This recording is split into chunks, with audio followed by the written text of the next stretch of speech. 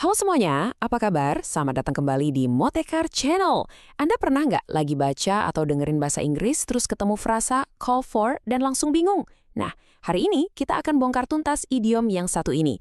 Kelihatannya sih simple, tapi ternyata punya dua arti yang beda banget. Yuk kita mulai. Oke, jadi kalau kita lihat kata call, wajar banget kan kalau otak kita langsung mikir, oh ini pasti soal telepon. Tapi, disinilah jebakannya. Idiom call for ini, percaya atau enggak, sama sekali nggak ada hubungannya dengan menelpon seseorang. Maknanya itu jauh lebih dari itu. Oke, kita bahas arti yang pertama dulu ya. Arti yang ini tuh biasanya dipakai dalam situasi yang lebih formal atau serius. Di sini, call for itu artinya menuntut atau memerlukan sesuatu. Coba bayangin deh, situasi genting yang butuh tindakan cepat. Jadi intinya begini, kalau ada situasi yang calls for sebuah tindakan, itu artinya situasi tersebut benar-benar butuh, benar-benar menuntut tindakan itu. Jadi ini bukan sekedar saran ya, tapi lebih ke sebuah keharusan atau kebutuhan yang mendesak.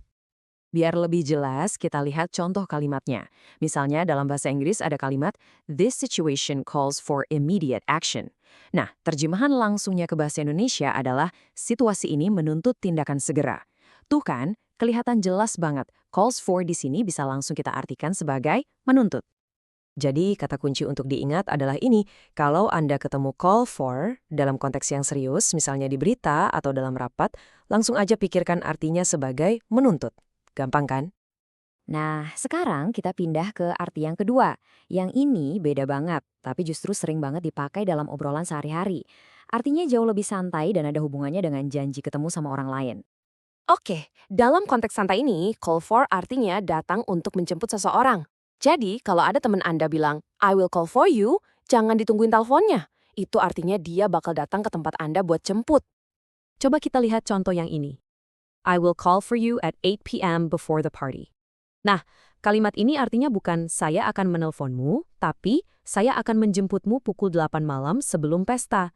Jelas ya, call for you di sini sama dengan menjemputmu. Jadi, untuk percakapan sosial yang santai, kata kuncinya adalah menjemput. Wah, menarik ya. Satu frasa yang sama, tapi artinya bisa beda total tergantung situasinya. Terus pertanyaannya, gimana cara bedainnya? Kapan artinya menuntut dan kapan artinya menjemput? Jawabannya cuma satu, dan ini berlaku untuk semua idiom. Lihat konteksnya. Situasi saat kata itu diucapkan adalah petunjuk terbesar kita. Yuk kita rangkum sebentar. Poin pertama, yang paling penting, lupakan soal telepon. Call for bukan soal itu. Poin kedua, artinya bisa menuntut atau memerlukan tindakan, ini biasanya dalam konteks formal. Poin ketiga, artinya bisa juga menjemput seseorang, ini dalam percakapan santai. Dan kuncinya, konteks adalah segalanya. Kalau Anda perhatikan konteksnya, dijamin deh, Anda nggak akan salah lagi. Nah, dengan paham arti call for, kemampuan bahasa Inggris Anda pasti jadi makin oke. Sekarang giliran Anda nih. Coba tulis di kolom komentar di bawah, idiom bahasa Inggris apa lagi sih yang sering bikin Anda garu-garu kepala? Terima kasih banyak sudah menyimak penjelasan singkat ini di Motekar Channel. Sampai ketemu di pembahasan berikutnya ya.